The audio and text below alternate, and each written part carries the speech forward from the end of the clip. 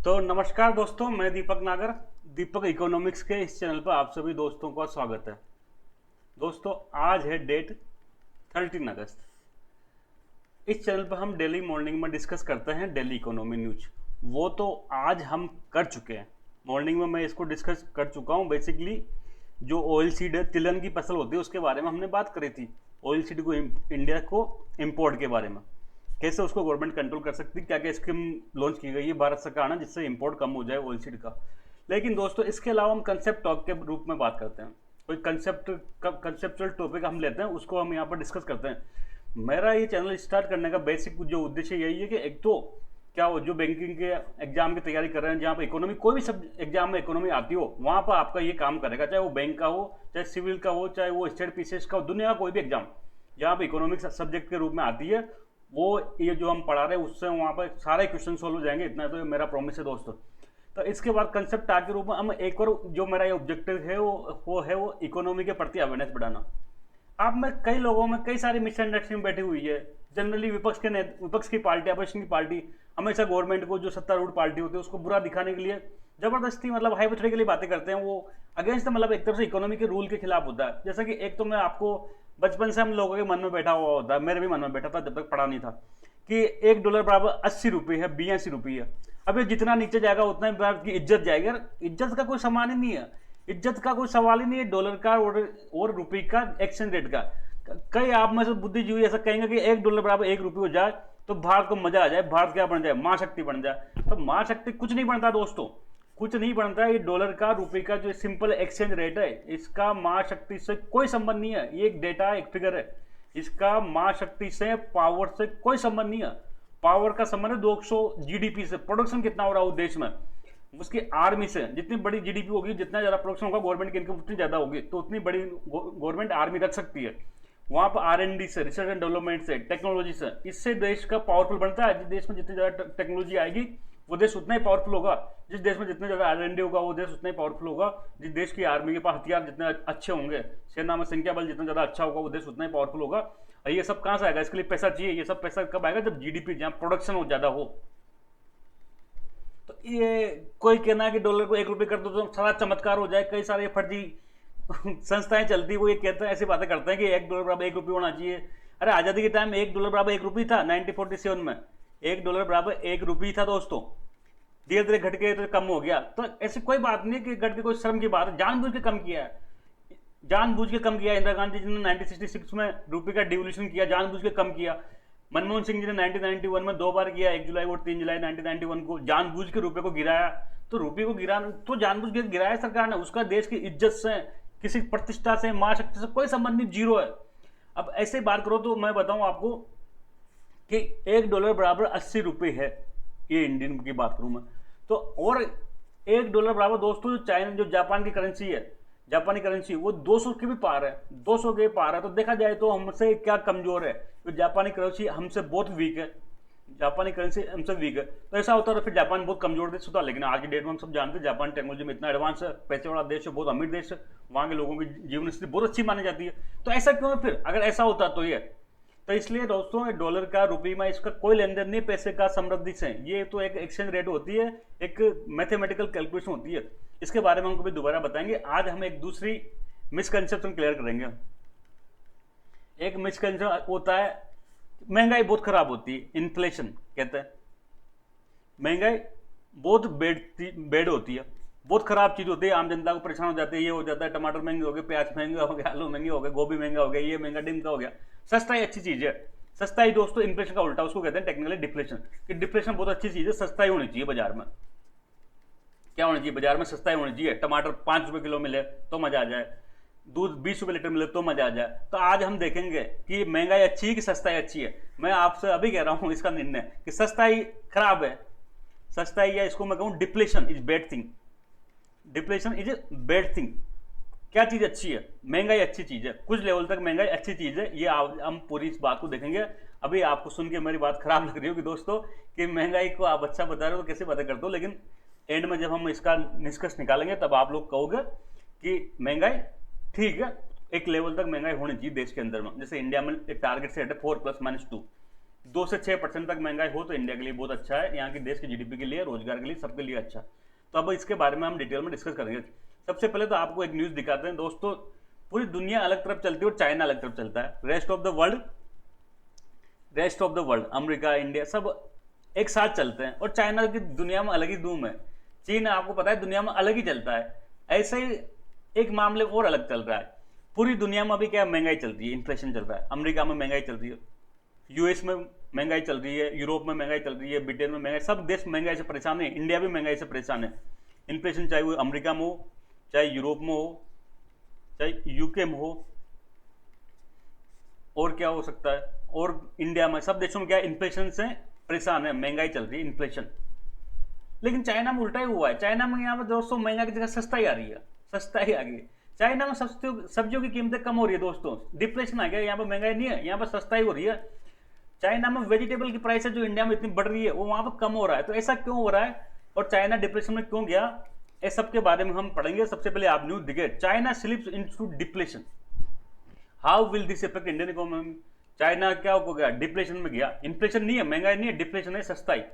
मैं आपको समझाने के लिए इसको सस्ताई बोल रहा हूँ। सस्ताई सही वर्ड नहीं दोस्तों, ये डिप्रेशन सही वर्ड है, पर फिर भी आप लोग समझो तो ये सस्ताई है एक तरह से।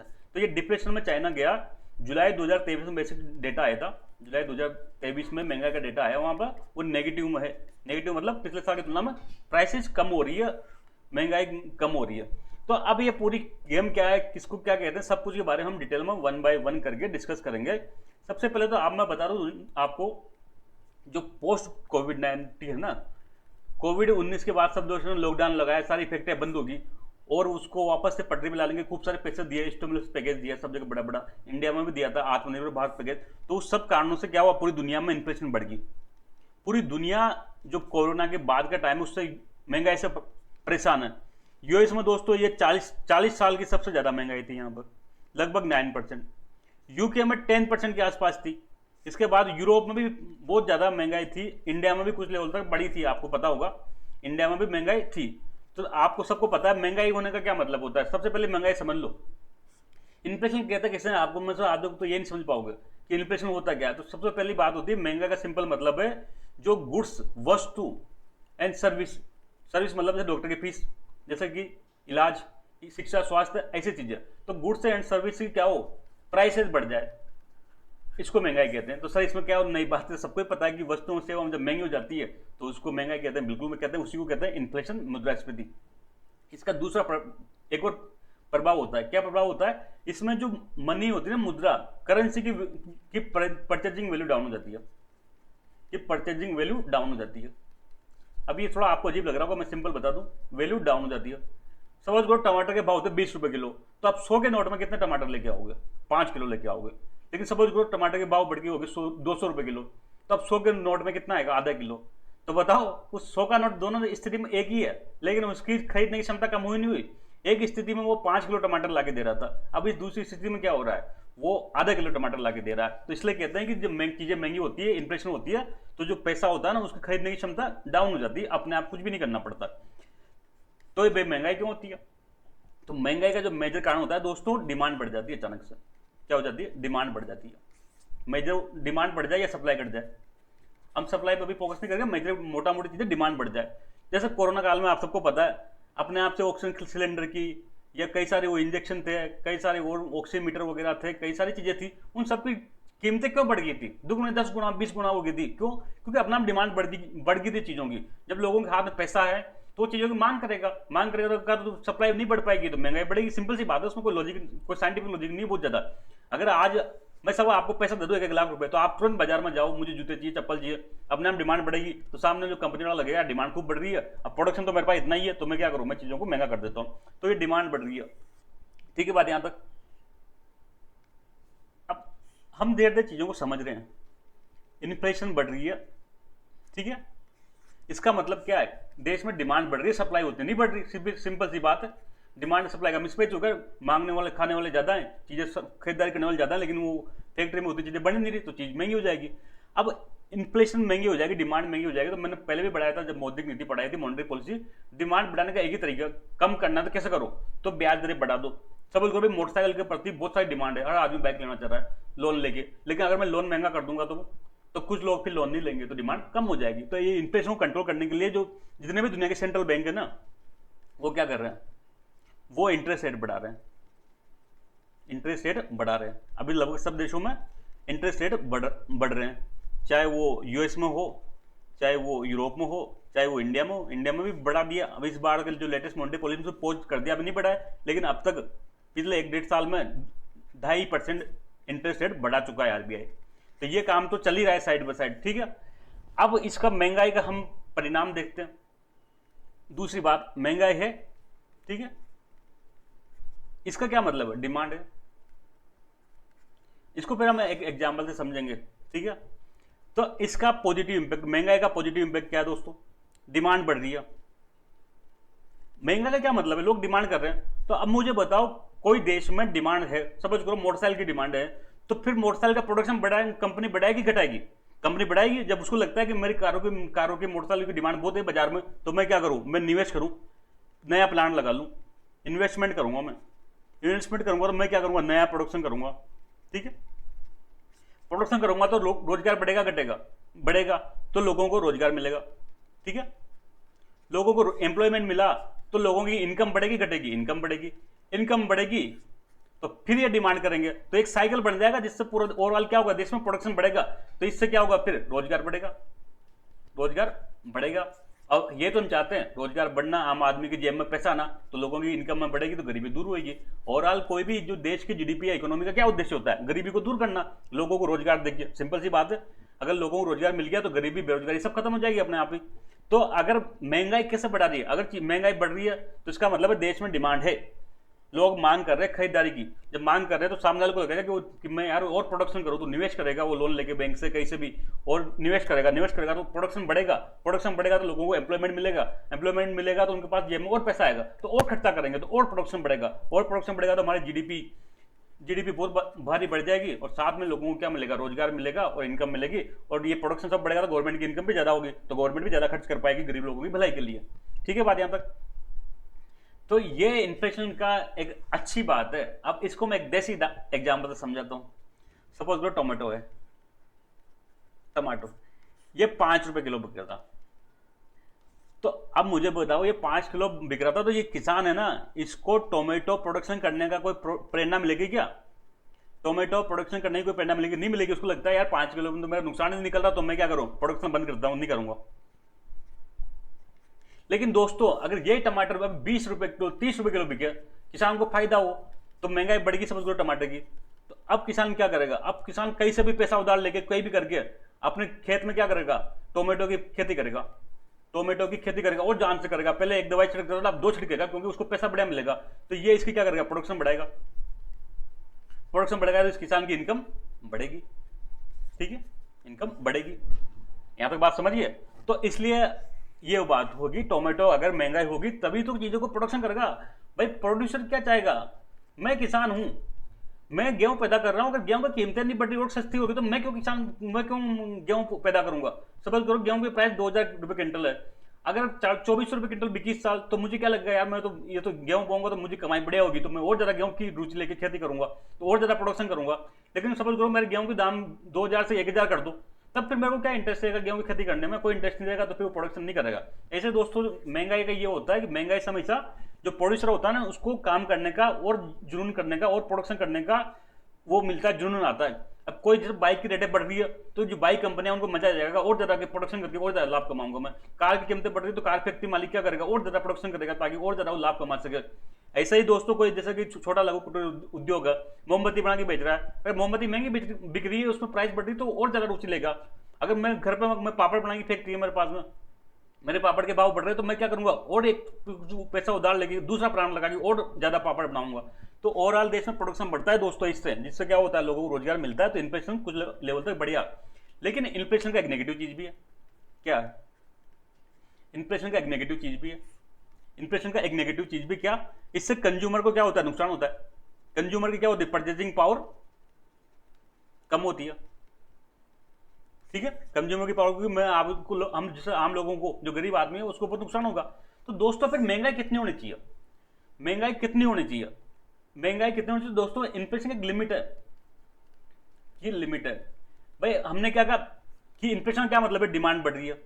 लेकिन दोस्तों जब बहुत ज्यादा इन्फ्लेशन हो जाती है, सपोज करो 500% बढ़ गई, तब ये डिमांड बढ़ेगी नहीं, डिमांड और कम हो जाएगी। इसका सबसे बड़ा एग्जाम्पल है टमाटर का। सपोज करो नॉर्मल टोमेटो की भाव था 15 रुपए पर केजी, समझो ना बात को ढंग से। अब ये बढ़ के 20 रुपए केजी हो गया, तो ये टोमेटो के प्रोड्यूसर क्या था, लाभ हो गया, ठीक है। अब ये इसको इंटरेस्ट आएगा, क्या करूं कि मैं और प्रोडक्शन करूं। लेकिन दोस्तों अगर ये 15 रुपए से केजी से हो गया 20 रुपए किलो, तब भी लोग क्या करेंगे, परचेज करेंगे कंज्यूमर। लेकिन सपोज करो 15 रुपए से 200 रुपए हो गया, तो अब लोग डिमांड नहीं बढ़ाएंगे, डिमांड कम हो जाएगी अपने आप। ज्यादा महंगाई बढ़ने पर क्या होती है, डिमांड नहीं बढ़ती है, थोड़ी महंगाई बढ़ती है ना, तभी लोग चीजें खरीदारी करते हैं।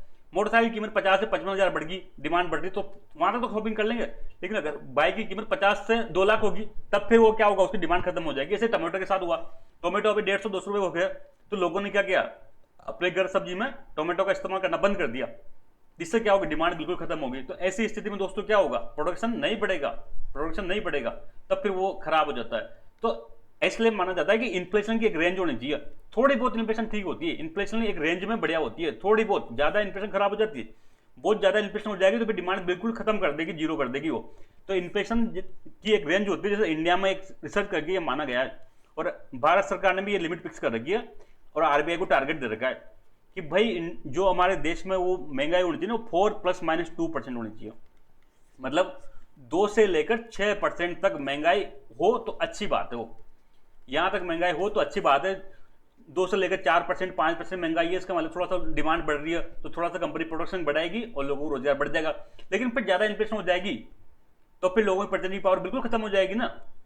200 रुपए के टमाटर होगी तो कोई टमाटर खरीदेगा नहीं, तो टमाटर का प्रोडक्शन भी बंद ही हो जाएगा। तो समझे बात को, यहां तक तो एक लिमिट तक महंगाई अच्छी होती है। इंडिया जैसे देश में 4+-2% को अच्छा माना गया, 0% महंगाई को अच्छा नहीं माना गया, नेगेटिव में अच्छा नहीं माना गया। 4 महंगाई होनी चाहिए, क्योंकि उससे क्या होगा, प्रोडक्शन को बढ़ावा मिलेगा। 4+-2% इंडिया की रेंज है। अगर आपकी इंडिया में 5-4% महंगाई है तो चिंता करने की कोई बात नहीं है, वो अच्छी है, देश की इकोनॉमी के लिए बहुत अच्छी है वो, 2 से लेकर 6% तक, ठीक है बात यहां तक। तो हम ये इतनी बात समझ गए, ये पूरे मैंने यूरोप की बात बता दी, सेंट्रल बैंक की इंटरेस्ट रेट बता दिया, इन्फ्लेशन बता दिया मैंने क्या होता है। अब हम चलेंगे डिप्रेशन क्या होता है, ठीक है बात। इसको इन्फ्लेशन मैंने बता दिया, गुड फॉर प्रोड्यूसर, प्रोडक्शन क्या करना पड़ेगा उसको, जैसे क्या होता है, वो डिमांड बढ़ती है तो डिमांड बढ़ेगी तो प्रोडक्शन बढ़ना पड़ेगा, तो इससे क्या होगा, रोजगार बढ़ेगा। इन्फ्लेशन इज गुड, आरबीआई ने खुद ने टारगेट सेट कर रखा अपना, भारत सरकार ने 4+-2 का, इतना बढ़िया होती है। हालांकि कंज्यूमर को कुछ चिंता होती है, लेकिन एक लेवल तक समझ करो, हर फसल का जैसा हर चीज का भाव एक साल में 4% बढ़ जा रहा है, तो आपको इससे कोई चिंता करने की बात नहीं। टमाटर में चिंता करने की बात हुई, क्यों, 10 रुपए से सीधा 200 पहुंच गया, 200%, मतलब 200% की लगभग महंगाई, तो ज्यादा महंगाई खराब होती है फिर। इसलिए एक लेवल तक महंगाई 4-5% हो तो चिंता करने की बात नहीं, इतनी महंगाई तो होनी चाहिए देश के लिए, ठीक है बात यहां तक। अब डिप्लेशन क्या होता है, तो ये महंगाई का उल्टा होता है। ये क्या होता है, इन्फ्लेशन का अपोजिट होता है। सिंपल अपोजिट कर दो, यहां पर बताओ कीमतें घटेगी बढ़ेगी, जो प्राइसेज होगी ना वो डिक्रीज होगी, क्या होगी, डिक्रीज होगी। और जो मुद्रा की जो परचेजिंग पावर बढ़ जाएगी। परचेजिंग पावर क्यों बढ़ जाएगी, ये मैंने आपको इन्फ्लेशन में बता दिया था, सिंपल सी बात है यार। पिछले साल सपोज करो 100 रुपए किलो कोई चीज थी, अब इस साल बढ़ के ये 110 होगी, तो हम क्या कहेंगे, ये इन्फ्लेशन है। और ये घट के 90 रुपए पर केजी होगी, तो हम क्या कहेंगे, सस्ता, ये डिप्रेशन है, सिंपल सी बात। यहां पर क्या हो रहा है, चीजें का प्राइस इंक्रीज हो रही है, यहां पर प्राइस डिक्रीज हो रही है, ठीक है बात। यहां पर जो मनी की परचेजिंग पावर घटेगी बढ़ेगी, तो परचेजिंग पावर घटेगी, क्यों, 100 रुपए के नोट में पहले 1 किलो आ रहा था, अब 1 किलो भी नहीं आ रहा, यहां पर 1 किलो से ज्यादा आएगा, तो यहां परचेजिंग पावर बढ़ेगी, ठीक है बात। यहां तक कोई दिक्कत है क्या, कोई दिक्कत नहीं है। अब मेन संकट यह है कि ये बेड क्यों होती है, इन्फ्लेशन जो डिप्लेशन है, ये इकोनॉमी के लिए नुकसानदायक क्यों होती है। देखो मैंने बताया था, इन्फ्लेशन मतलब चीजें महंगी कब होगी, जब लोग डिमांड करेंगे, तो सस्ताई कब होगी, जब लोगों की डिमांड नहीं होगी। डिमांड कब नहीं करते लोग, जब एक तो उनकी इनकम कम है। तो कहीं ना कहीं डिप्रेशन का मतलब है कि देश में लोगों को क्या हो रहा है, इनकम कम हो रही है दोस्तों। एक तो ये समझो, अगर कहीं डिप्रेशन है कोई चीज में, तो इस सबसे पहला तो इसका रीजन होता है कि उस लोगों की इनकम कम हो रही है। साथ में अगर डिमांड कम है तो मुझे बताओ प्रोडक्शन बढ़ेगा घटेगा, प्रोडक्शन घटेगा, ठीक है, प्रोडक्शन घटेगा, प्रोडक्शन घटेगा तो नया इन्वेस्टमेंट होगा क्या, नया इन्वेस्टमेंट होगा क्या, नहीं होगा, नया प्लांट नहीं लगेगा, नई फैक्ट्री नहीं लगेगी, कुछ भी नहीं लगेगी, नया निवेश नहीं होगा, तो लोगों को बेरोजगारी घटेगी बढ़ेगी, तो अनएम्प्लॉयमेंट दोस्तों बढ़ेगी, अनएम्प्लॉयमेंट जब बढ़ेगी तो इसका मतलब लोगों की इनकम घटेगी। तो यहां से यहां जुड़ गया, देख लो ये दोनों चीजें आपस में जुड़ रही है। अगर डिप्रेशन हो रहा है तो डिमांड घट रही है, उससे प्रोडक्शन घट रहा है, उससे इन्वेस्टमेंट घटेगा, तो लोगों को बेरोजगारी बढ़ेगी, बेरोजगारी बढ़ेगी तो इनकम घटेगी। तो ओवरऑल डिप्रेशन ये चीज शो कर रही है कि लोगों की इनकम कम हो रही है, जबकि हमको क्या करना है देश में, इकोनॉमी में, देश की तरक्की के लिए लोगों की इनकम बढ़ानी है, घटानी नहीं है। लोगों की इनकम अगर घट रही है तो बुरी बात है, घट रही है तो इससे क्या होगा, इससे गरीबी बढ़ेगी, इससे क्या बढ़ेगी, इससे देश में पॉवर्टी घटने की बजाय पॉवर्टी बढ़ेगी, तो ये बुरी बात है दोस्तों। फिर ये इसकी इनकम कम है तो फिर ये डिमांड कम करेगा, तो ये वर्चुअस साइकिल बन जाएगा, एक साइकिल बन जाएगा, ये साइकिल बहुत जहरीला होता है। इससे क्या होगा, धीरे धीरे मंदी आ जाएगी दोस्तों, रिसेशन सुना होगा नाम आपने, देश में क्या होगा, रिसेशन आ जाएगी या डिप्रेशन में चल जाएगी इकोनॉमी, मंदी में चल जाएगी। मंदी का मतलब देश में प्रोडक्शन बिल्कुल खत्म हो रहा है। अब मंदी का नाम से तो आप सब जानते हो, मंदी के नाम से हर व्यक्ति डरता है, मंदी का सीधा सा मतलब है बेरोजगारी, तुरंत तो लोगों को रोजगार से निकालना शुरू कर देंगे। यहाँ डिमांड ही नहीं है तो प्रोडक्शन कम करेगा, प्रोडक्शन कम करेगा तो लोगों को क्या करेगा, भगा देगा, तुरंत नौकरी से निकाल देगा, ले ऑफ कर देगा। प्राइवेट कंपनी में देखना आप, जैसे ही मंदी का बात आती है वैसे क्या करते हैं, सबसे पहले लोगों को रोजगार से, नौकरी से निकालना शुरू कर देते हैं। तो इसलिए डिप्रेशन बहुत अच्छा है। अब फिर सर ठीक है, ये तो बात ठीक है, कंज्यूमर, कंज्यूमर को मजा जाएगा ना, कंज्यूमर को क्या होगा, मजा जाएगा, सस्ता ही है, मजा जाएगा। तो दोस्तों फिर बताता हूँ उसकी कहानी। समझ को, ये मिल्क है, दूध है, अभी क्या भाव बिक रहा है, अभी लगभग मुझे लगता है 50 रुपये पर लीटर बिक रहा होगा, ये मिलता है अमूल का। समझ को सर इसको 30 रुपये कर दे क्या, 30 रुपये लीटर कर दूँ क्या, मजा आ जाएगा, खराब हो जाएगा, मजा आ जाएगा सर, 30 रुपये लीटर बहुत बढ़िया बात है। तो फिर आलू में क्यों पीछे रहते हो, आलू को 5 रुपये के जी कर दी क्या, कर दो, बहुत सस्ता हो जाएगा, बहुत मजा आ जाएगा। तो फिर टमाटर को 2 रुपये किलो कर दें, टोमेटो को 2 रुपये पर केजी कर दें, कर दो, ठीक है, बहुत मजा आ जाएगा, सब कंज्यूमर को मजा जाएगा। 2 रुपये किलो में टमाटर बिक रहा है, 30 रुपये लीटर में दूध बिक रहा है। पर फिर इसका परिणाम देखो, अगर इतना सस्ता बिक जाएगा तो जो पैदा कर रहा है प्रोड्यूसर, उसको लाभ होगा, नुकसान होगा। अगर 2 रुपये किलो टमाटर बिक रहा है, 3 रुपये किलो टमाटर बिक रहा है, कई बार देखना आप टमाटर सस्ता हो जाता है तो किसान क्या करते हैं, टमाटर को रोड पे फेंक देते हैं। ऐसे अगर दूध 30 रुपये लीटर हो जाएगा तो एक प्रोड्यूसर का तो मजा ही नहीं आएगा ना, इसको लाभ ही नहीं होगा, नुकसान होगा। तो ये क्या करेगा, धीरे धीरे प्रोडक्शन बंद कर देगा, प्रोडक्शन क्या करेगा, बंद कर देगा, अपने गाय में से बेच देगा दूध। ये टमाटर 2 रुपये किलो बिकता है हर साल, तो ये टमाटर उगाना ही बंद कर देगा कि मैं तो क्या उगाऊंगा, कपास उगाऊंगा या कोई और चीज उगाऊंगा। तो धीरे धीरे क्या हो जाएगा, सबका प्रोडक्शन बंद हो जाएगा। फिर एक जमाने में बाद 2-4 साल 5 साल बाद फिर आप दूध का 50 लीटर नहीं कि मुझे तो 200 लीटर दूध देने को तैयार हो, दूध ला दो, पर नहीं आ पाएगा। क्यों, एक बार प्रोडक्शन बंद हो गया, फैक्ट्रियां बंद होगी, फिर दोबारा चालू नहीं होती है, बहुत कम, बहुत लंबा टाइम लगता है। तो फिर आप कहोगे 200 लीटर ला दो, 500 लीटर ला दो, लेकिन जब दूध पैदा ही नहीं हो रहा तो आपको फिर वो मिलेगा नहीं। ऐसे किसान ने एक बार टमाटर उगाना छोड़ दिया तो फिर क्या होगा, फिर आप उसका 10 गुना दो, 20 गुना दो, 50 गुना दो, 5 लाख गुना दो, वो चीज बाजार में है नहीं तो वो चीज आपको मिलेगी नहीं। ऐसा ही होता है दोस्तों, कोई चीज की अगर सस्ताई होगी, निरंतर कोई कंपनी को घाटा होता जा रहा है, बिजनेस में कंपनी को लॉस में प्रॉफिट होना बहुत जरूरी है। कंपनी को लॉस होता जा रहा है, मोबाइल कंपनी है, मोबाइल कंपनी को लॉस होता जा रहा है तो धीरे धीरे प्लांट बंद हो जाएगा, प्लान बंद हो जाएगा तो फिर कहाँ से वो प्रोडक्शन होगा, ऑर्गेनिक, तो फिर आप लोग कहाँ से परचेज करोगे, चाहे महंगा सस्ता की बात ही नहीं है, फिर तो चीज़ की अवेलेबिलिटी की हो जाएगी। इसलिए जो डिप्लेशन की वजह से क्या होता है, प्रोड्यूसर को लॉस होता है, उसको प्रोडक्शन करने का कोई इंटरेस्ट नहीं होता, तो धीरे धीरे क्या करेगा, वो प्रोडक्शन बंद कर देगा, कोई और चीज़ का प्रोडक्शन करने लग जाएगा। फिर आप उसको दुगुने चौगुने 10 गुने 20 गुने पैसा दो, तब भी आपको वो चीज़ नहीं मिलेंगी। तो फिर अंतिम निष्कर्ष क्या निकलता है, अंतिम निष्कर्ष ये निकलता है दोस्तों, डिप्रेशन में देखो क्या होता है, डिप्रेशन में का ये होता है कि भाई इकोनॉमी गिर रही है, इकोनॉमी नीचे जा रही है, स्लो डाउन आ रही है इकोनॉमी, जीडीपी गिर रही है, प्रोडक्शन देश में गिर रहा है, लेस प्रोडक्शन होगा तो लोगों को फिर क्या होगा, रिसेशन में, डिप्रेशन में चल जाएगा, अनएम्प्लॉयमेंट बढ़ेगा तो लोगों के पास पैसा भी नहीं आएगा, पैसा नहीं आएगा तो फिर वापस से क्या होगा, वो खर्च नहीं करेगा, खर्च नहीं करेगा तो फिर नहीं करेगा तो प्रोडक्शन नहीं होगा, तो पूरी फिर चक्कर वापस चल जाएगा, इस साइकिल बन जाएगा। तो ये बहुत जहरीली चीज़ है दोस्तों। इसलिए अंतिम निष्कर्ष पर मैं कहना चाहता हूँ कि इन्फ्लेशन और डिप्लेशन में से अगर हमको चुनना हो तो हमको इन्फ्लेशन चुनना चाहिए, इन्फ्लेशन इज गुड।